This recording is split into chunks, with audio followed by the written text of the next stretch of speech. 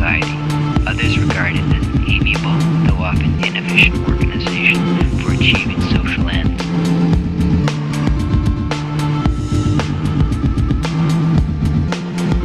But almost all regard it as a necessary means for achieving the goals of mankind.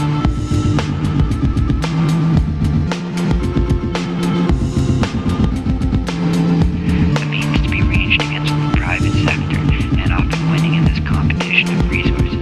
With the rise of democracy, the identification of the state with society has been redoubled, until it is common to hear sentiments expressed which violate virtually every tenet of reason and common sense, such as, "We are the government."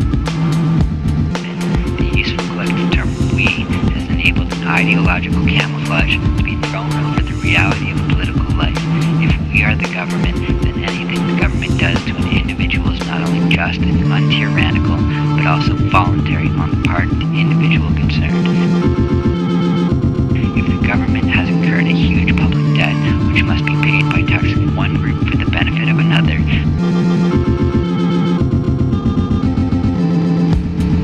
this reality of burden is obscured by saying that we owe it to ourselves. If the government conscripts a man or throws him into jail for dissident opinion, then he is doing it to himself, and therefore nothing untoward has occurred. Under this reasoning, any Jews murdered by the Nazi government were not murdered. Instead, they must have committed suicide, since they were the government, which was democratically chosen, and therefore anything the government did to them was voluntary on their part. One would not think it necessary to belabor this point, and yet the overwhelming bulk of the people hold this fallacy to a greater or lesser degree. We must therefore emphasize